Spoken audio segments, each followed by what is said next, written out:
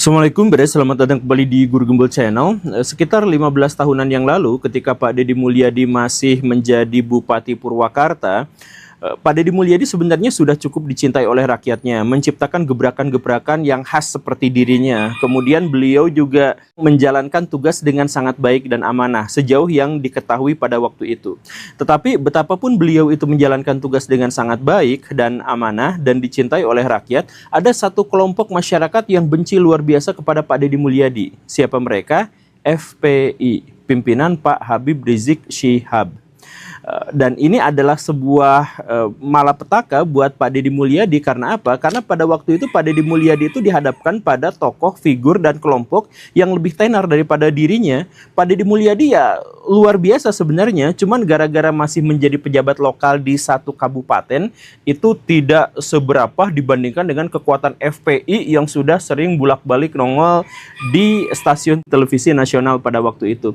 Nah, apa sebenarnya yang membuat FPI itu membenci dan tidak suka pada Pak Deddy Mulyadi? Karena Pak Deddy Mulyadi dituduh oleh Pak Habib Rizik dan teman-temannya itu sebagai orang yang musyrik, orang yang keluar dari ajaran agama Islam dan mengkampanyekan kemusyrikan di kabupatennya, di Kabupaten Purwakarta. Sehingga Pak Deddy Mulyadi disebut sebagai bapak kemusyrikan, kemudian Purwakartanya juga disebut sebagai kabupaten penuh kemusyrikan.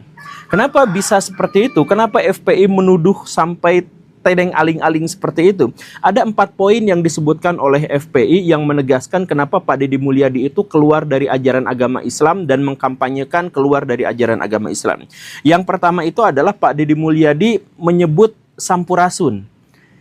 Kalau Pak Deddy Mulyadi itu muslim, kenapa mengucap salamnya Sampurasun bukan Assalamualaikum? Sampurasun itu adalah pernyataan tradisional orang Sunda untuk menyapa.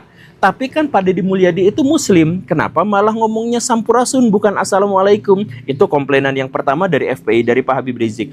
Kemudian yang kedua, Pak Habib Rizik itu kan suka bikin patung-patung wayang golek. Nah, ini jadi komplainan. Dalam pikirannya Pak Deddy Mulyadi, kan kami orang Sunda, dan sebagai orang Sunda maka melestarikan tradisi leluhur itu adalah sesuatu yang wajar. Di setiap kota, di setiap daerah pasti ada patungnya yang merepresentasikan satu daerah, baik sejarahnya maupun sumber daya alamnya dan lain sebagainya. Pak Deddy Mulyadi pun bikin seperti itu, bikin beberapa patung pewayangan, wayang golek, ada Arjuna, ada Semar dan lain sebagainya. Nah, Pak Habib Rizik tidak suka dengan ini dan mengatakan bahwa Pak Deddy Mulyadi itu sudah mengajarkan kemusyrikan karena membuat berhala-berhala. Kemudian yang ketiga, alasan Pak Deddy Mulyadi dikatakan menyebar kemusyrikan itu adalah ketika Pak Deddy bikin semacam seremonial, teatrikal terkait dengan Kanjeng Ratu Pantai Selatan yang kemudian dibawa oleh kereta kencana, yang kereta kencananya disimpan di pendopo gitu. Ya, jadi itu ya bagi Pak Deddy Mulyadi itu adalah bagian dari tradisi orang-orang Sunda, tapi kata Pak Habib Rizik itu sama sekali tidak seperti itu. Itu menyembah jin katanya yang seperti itu ya. Kemudian alasan yang keempat kenapa FPI membenci Pak Deddy Mulyadi pada waktu itu, karena Pak Deddy Mulyadi menutupi pohon-pohon dengan kain-kain catur, kain-kain yang kayak ada di Bali itu, yang kotak-kotak hitam putih itu. Dalam pikiran Pak Deddy Mulyadi, itu kain itu sebenarnya ditutupkan kepada pohon untuk melindungi pohon, karena pohon-pohon di Purwakarta itu suka sama pedagang kaki lima dipaku gitu ya, untuk jadi tendanya, atau pas musim kampanye dipaku juga gitu ya, untuk ya foto-foto calegnya dan lain sebagainya. Nah, ditutupin pakai kain yang bernuansa khas tradisi masyarakat Nusantara agar melindungi mereka dari perbuatan-perbuatan tengil seperti itu. Tapi kata Pak Habib Rizik itu tidak masuk akal. Yang terjadi adalah sebenarnya Pak Deddy Mulyadi sedang mengajarkan kemusyrikan terhadap masyarakat Nusantara. Begitu. Dan bahkan ketidaksukaan Pak Habib Rizik dengan FPI ini bukan hanya berperang dalam kata-kata, bukan hanya keributan di medsos, bukan hanya itu. Lebih buruk daripada itu, misalkan Pak Habib Rizik sampai mengganti kata Sampurasun yang digunakan oleh Pak Deddy Mulyadi dengan campuracun. Kalau di Purwakarta diganti dengan Sampurasun.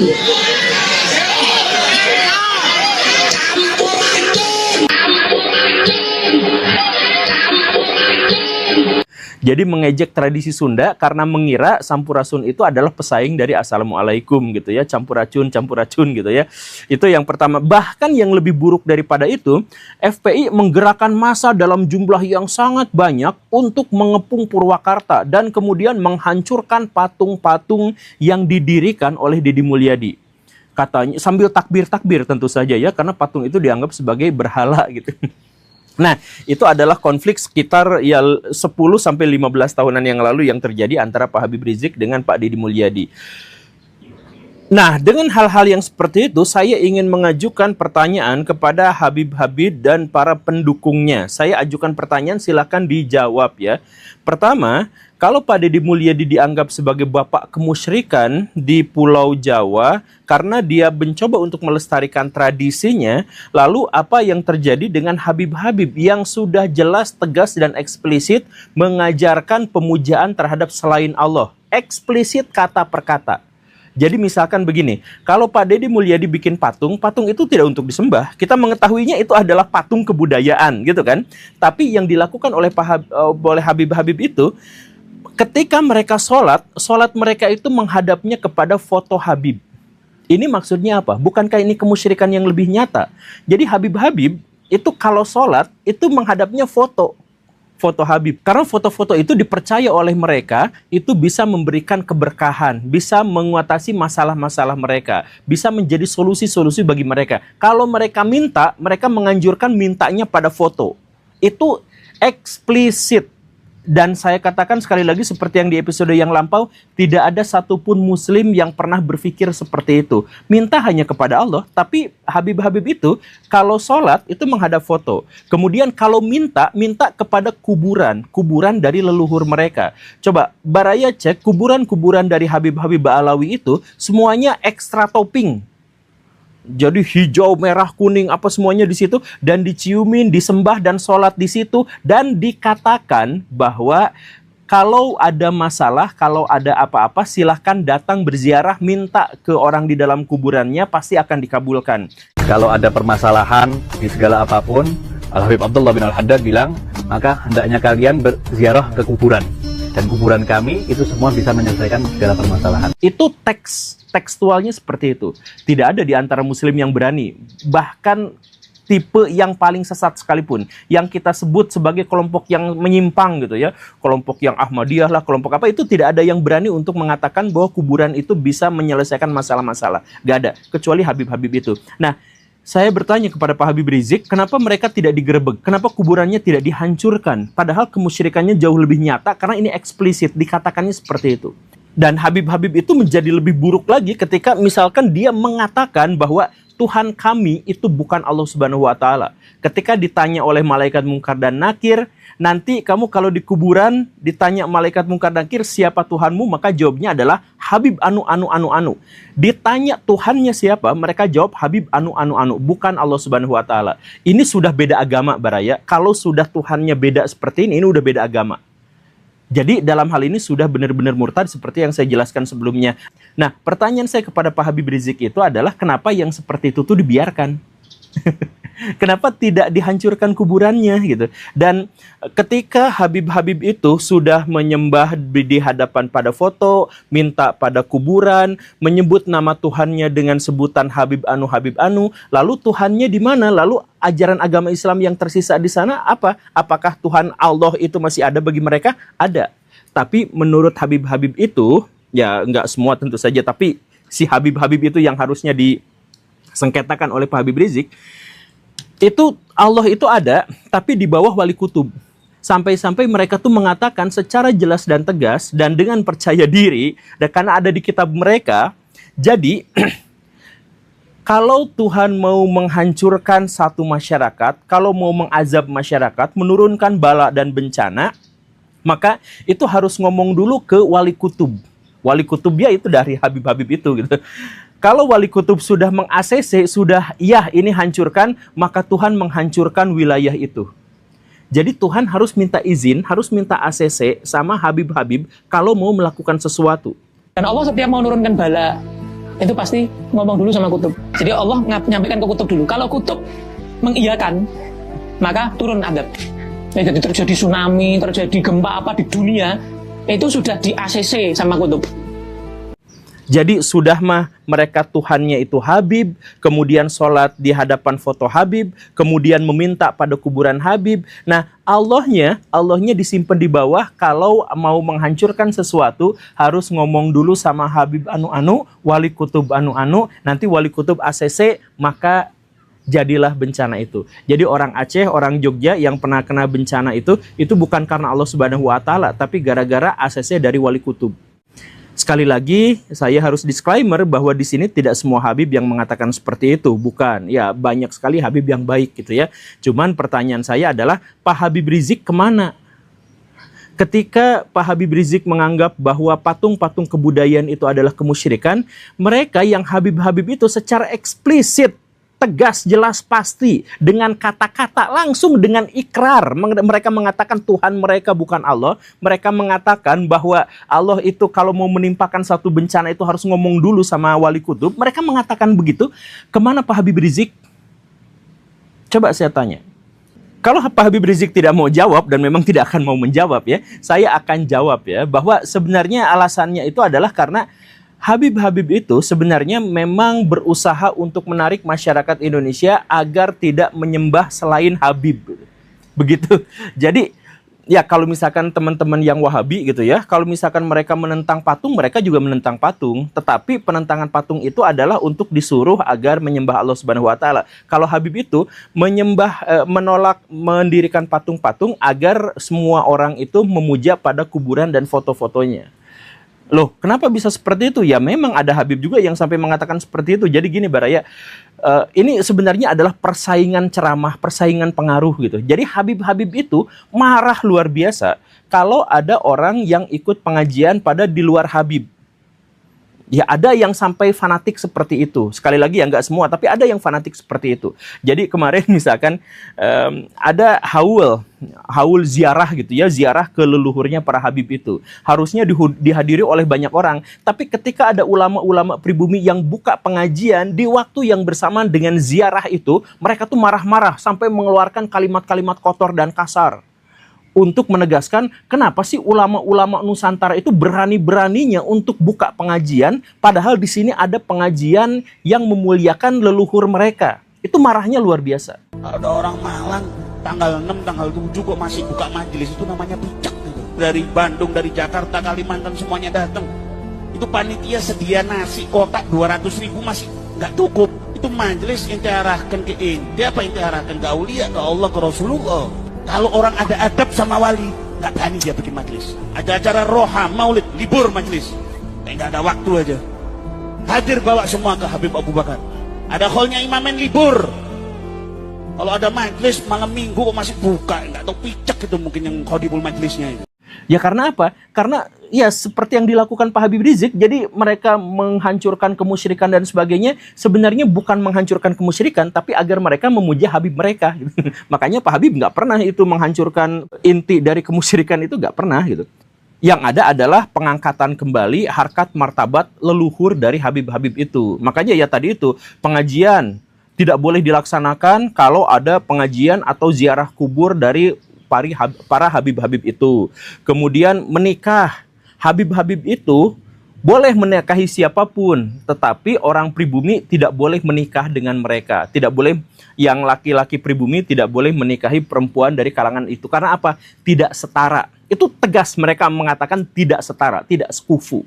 Mereka mengatakan seperti itu. Nah, kemudian apalagi mereka itu menegaskan kepada orang-orang bahwa Habib-Habib itu derajatnya selalu lebih tinggi daripada orang biasa. Orang biasa ketemu sama Habib itu kakinya wajib diciumin, yang Habibnya itu. Cium yang pakai ditindihin, cium. Mahal kholwahnya beliau. Cium yang sujud. Ini mahal kholwahnya ibadahnya beliau. Pernah dibilang katanya Istama ajami aulia asri fi hadal seluruh aulia. Begitu pikiran mereka itu, katanya adab gitu ya.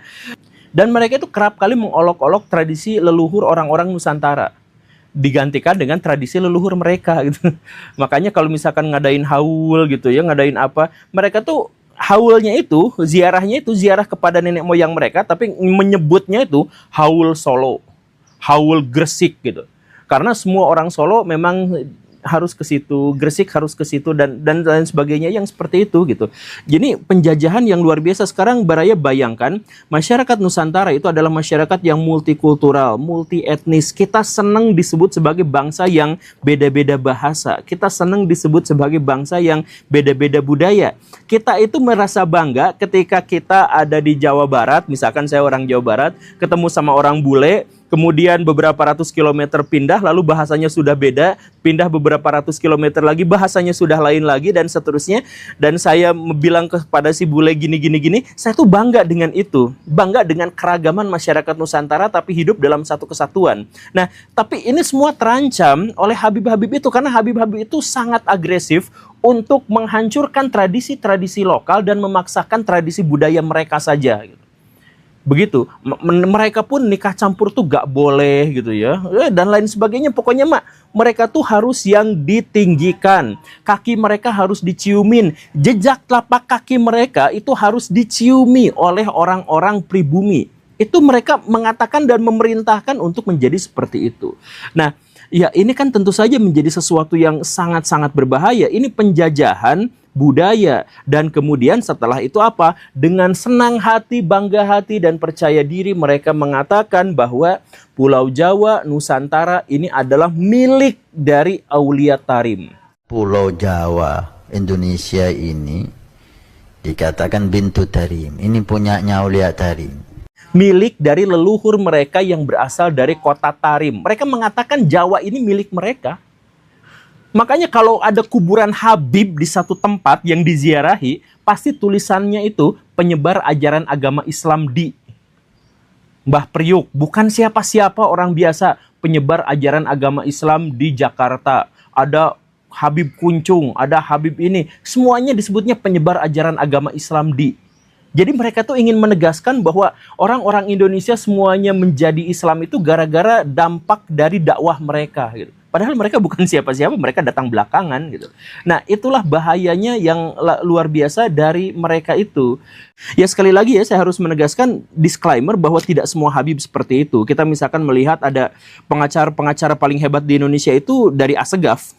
Assegaf gitu ya. Kemudian jurnalis di Indonesia yang sangat terkemuka, yang kemarin ya kami turut berduka cita atas meninggal suaminya dari Ibu Najwa Shihab. Nah, itu juga kan sebenarnya adalah Habib dalam tanda kutip. Tapi kan mereka tuh lurus dan nggak pernah memperkenalkan dan kemudian memuliakan Habib sebagai sesuatu yang luar biasa, yang sakral gitu. Enggak, biasa aja gitu. Yang kacau itu adalah Habib-Habib yang seperti ini.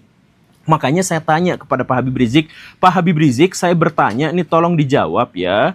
Kenapa kemusyrikan-kemusyrikan Deddy Mulyadi yang sebenarnya tidak musyrik itu dihancurkan patung-patungnya, dilecehkan kata-katanya, dan dianggap tradisi Sunda itu adalah bagian dari tradisi yang menistakan ajaran agama Islam, sedangkan ajaran kemusyrikan yang sudah jelas memurtadkan umat Islam itu tidak pernah digerebek. Kenapa? Kenapa FPI tidak pernah diarahkan masanya untuk menggerebek kuburan-kuburan yang tempat orang-orang beribadah di situ, foto-foto yang dipajang untuk memenuhi kebutuhan spiritual manusia? Kenapa nggak seperti itu? Ya alasannya adalah karena ini adalah ekspansi kebudayaan. Makanya ini adalah salah satu bahaya paling besar bagi negara kesatuan Republik Indonesia.